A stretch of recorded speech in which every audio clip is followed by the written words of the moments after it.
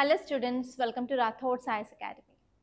So 11 o'clock మనకు question అనేది post చేస్తున్నాం కదా ఇన్స్టాగ్రామ్లో. ఆ క్వశ్చన్ సంబంధించిన ఎక్స్ప్లెనేషన్ ఇక్కడ చూద్దాం. సో కంపల్సరీ ఆన్సర్ అయితే రాయడానికి ట్రై చేయండి. రాసిన తర్వాత క్రాస్ చెక్ చేసుకోండి, ఏదర్ పాయింట్స్ ఉన్నాయా లేదా, ఫార్మాట్ ఎలా ఫాలో అవుతున్నాము, సో వెదర్ ఇంప్రూవ్ అవుతున్నామా లేదా, సెల్ఫ్ ఎవాల్యుయేషన్ కోసం ఈ వీడియోస్ చాలా యూస్ఫుల్ ఉంటాయి. సో ఇక్కడ మీరు క్వశ్చన్ చూసినట్లయితే, despite contributing significantly to global agriculture, women farmers face systemic challenges that hinder their productivity and empowerment. So ఈ స్టేట్మెంట్ అనేది ఏంటి, అసలు ఏం చెప్తుంది అంటే, ఉమెన్ చాలా చాలా ఇంపార్టెంట్ రోల్ అనేది ప్లే చేస్తారు అగ్రికల్చర్లో. అయినప్పటికీ కూడా వాళ్ళకి ఏంటంటే ప్రాపర్గా యాక్సెస్ అనేది ఉండదు, ఎంపవర్మెంట్ లేదు. కాబట్టి వాళ్ళు అగ్రికల్చర్లో చాలా ఛాలెంజెస్ అనేది ఫేస్ చేస్తున్నారు అని చెప్పారు. అండ్ నెక్స్ట్ వచ్చేసి analyse the key barriers they encounter and suggest policy interventions. So ఇక్కడ వచ్చేసి ఫస్ట్ ఏం అడిగారు అంటే, వాళ్ళు ఎలాంటి ఛాలెంజెస్, బ్యారియర్స్ అంటే ఏం లేదు, ఛాలెంజెస్. ఫస్ట్ క్వశ్చన్ వచ్చేసి ఛాలెంజెస్ అడుగుతున్నారు. అండ్ సెకండ్ క్వశ్చన్ వచ్చేసి పాలసీలో ఏమైనా మార్పులు తీసుకురావాలా, అలాంటివి అయితే అసలు ఎలాంటి మార్పులు తీసుకురావాలని అడుగుతున్నారు. సెకండ్ వచ్చేసి పాలసీ ఇంటర్వెన్షన్స్ అనమాట. సో ఈ క్వశ్చన్ వచ్చేసి మన గవర్నెన్స్లో మనం దీన్ని తీసుకోవచ్చు. సో ఈ టాపిక్ వచ్చేసి మన గవర్నెన్స్లో తీసుకోవచ్చు, ఉమెన్ రిలేటెడ్ ఇష్యూస్ అనమాట.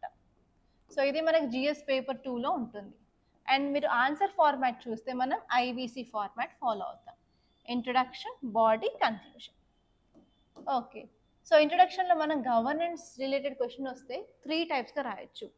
ఫస్ట్ ఏంటంటే కరెంట్ అఫైర్స్లో ఉన్న కంటెక్స్ట్, అది కరెంట్ అఫైర్స్లో ఎందుకు ఉందో రాయొచ్చు.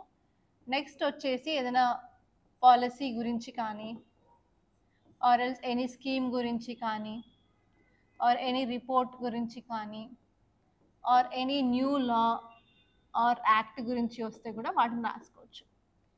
ఓకే, అండ్ నెక్స్ట్ వచ్చేసి మనం ఏం రాసుకోవచ్చు అంటే, ఏదైనా డేటా కానీ రిపోర్ట్ కానీ రిలీజ్ అయినట్లయితే ఆ డేటా రిపోర్ట్ని కూడా మనం యాడ్ చేసుకోవచ్చు. ఈ 3 వేస్లో మనం ఇంట్రడక్షన్ రాసుకోవచ్చు. అండ్ ఇక్కడ బాడీలో వాళ్ళు ఏం అడిగారు, 2 సబ్ క్వశ్చన్స్ అడిగారు. ఫస్ట్ ఏంటంటే ఉమెన్ ఫార్మర్స్ ఫేస్ చేసే ఛాలెంజెస్ ఏంటి, అండ్ సెకండ్ వచ్చేసి policy interventions or policy changes, policy interventions. And conclusion వచ్చేసరికి మీరు వే ఫార్వర్డ్ అయినా రాసుకోవచ్చు ఆర్ సమ్మప్ అయినా రాసుకోవచ్చు. ఇది మనం ఫాలో అయ్యే ఐబీసీ ఫార్మాట్ కదా. సో ఇక్కడ అసలు ఈ క్వశ్చన్ ఎందుకు ఇచ్చాను అంటే, హిందూ న్యూస్ పేపర్లో ఒక ఎడిటోరియల్ వచ్చింది. ఆ ఎడిటోరియల్లో ఈ ఆర్టికల్ గురించి ఇవ్వడం జరిగింది కాబట్టి నేను ఆ క్వశ్చన్ అనేది ఇచ్చాను. సో అసలు ఎందుకు వచ్చింది అంటే, 2025 ఇయర్ని united nation general assembly international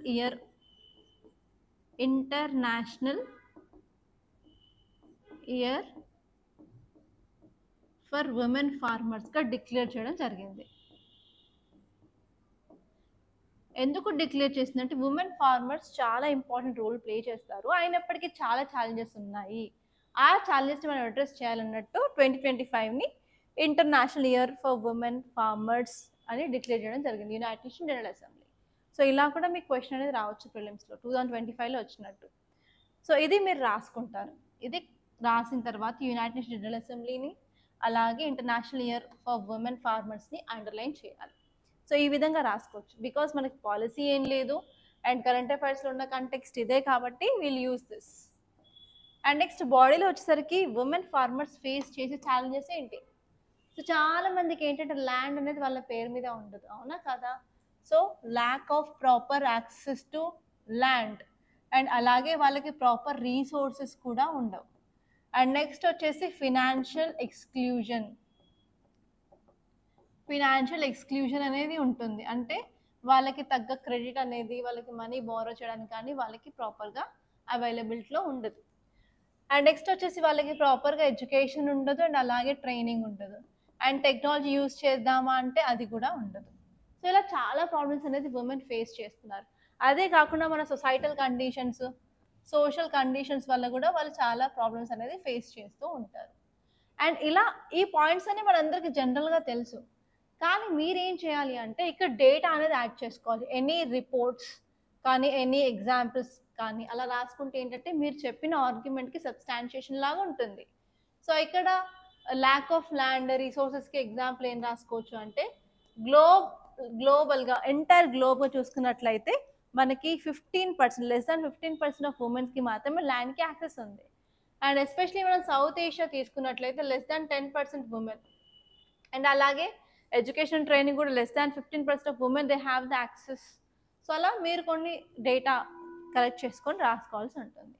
and ఇక్కడ వచ్చేసరికి ఎలాంటి చేంజెస్ చేయాలి అంటే మనం ల్యాండ్కి రీసోర్సెస్కి సంబంధించిన ల్యాండ్ రిఫార్మ్స్ అనేది తీసుకురావాలి. ఫస్ట్ ఇక్కడ వచ్చేసి ల్యాండ్ రిఫార్మ్స్. అండ్ నెక్స్ట్ వచ్చేసరికి మనం ల్యాండ్ కొన్న తర్వాత రిజిస్ట్రేషన్ చేసుకుంటాం కదా, ఆ రిజిస్ట్రేషన్ ప్రాసెస్లో మనకి జాయింట్ రిజిస్ట్రేషన్ అనేది ఉండాలి. అండ్ నెక్స్ట్ వచ్చేసి మనం ట్రైనింగ్ ప్రోగ్రామ్స్ని ఇంప్రూవ్మెంట్ చేయాలి, అలాగే ఎడ్యుకేషన్ ఇంప్రూవ్మెంట్ చేయాలి. అలాగే మనకి ఫినాన్షియల్ ఇంక్లూషన్ వచ్చినట్లయితే మీరు ఎగ్జాంపుల్ రాసుకోవచ్చు ఏంటంటే పిఎం జన్ధన్ యోజన అని. అలాగే మనకి డ్రోన్ దీదీ అనే స్కీమ్ గురించి కరెంట్ అఫైర్స్ చాలాసార్లు చెప్తున్నాము. ఆ యొక్క స్కీమ్ ద్వారా ఉమెన్ ఎంపవర్మెంట్ జరుగుతుంది. And recently Telangana state government కూడా ఒక ట్రైబల్ రిలేటెడ్ స్కీమ్ తీసుకొచ్చింది, ఎస్పెషల్లీ రిమోట్ ఏరియాస్లో వాళ్ళకి సోలార్ పవర్ పంప్స్ అండ్ అందులో ఉమెన్ ఎంపవర్మెంట్ గాను ఫోకస్ చేస్తున్నారు. సో అలాంటి స్కీమ్స్ అనేవన్నీ రాసుకొని వాల్యూ ఎడిషన్ లాగా చేసుకున్నట్లయితే మంచి గుడ్ మెయిన్స్ ఆన్సర్ అనేది మీరు రాయొచ్చు. అండ్ మాక్సిమం మీకు 45% ఆర్ 50% మార్క్స్ వస్తే సరిపోతుంది. సో ఈ విధంగా మీరు కంపల్సరీ అన్ని పాయింట్స్ ఇంక్లూడ్ అయితే చూసుకోండి. అండ్ ఇక్కడ ఆల్రెడీ ఇవన్నీ వే ఫార్వర్డే కాబట్టి ఇక్కడ వే ఫార్వర్డ్ రాయకుండా సమ్అప్ చేయండి. ఓకే, సో ఈ విధంగా మీరు కంపల్సరీ ఆన్సర్ని రాయడానికి ట్రై చేయండి. And this is the one of the efficient method to write answers, not only for UPSC, even ఏపీఎస్సీకి అయినా సరే టీజీపీఎస్సీకి అయినా సరే ఈ మోడల్లో ఆన్సర్ రాసుకుంటే ఒక పక్క ఫార్మాట్ అనేది ఉంటుంది.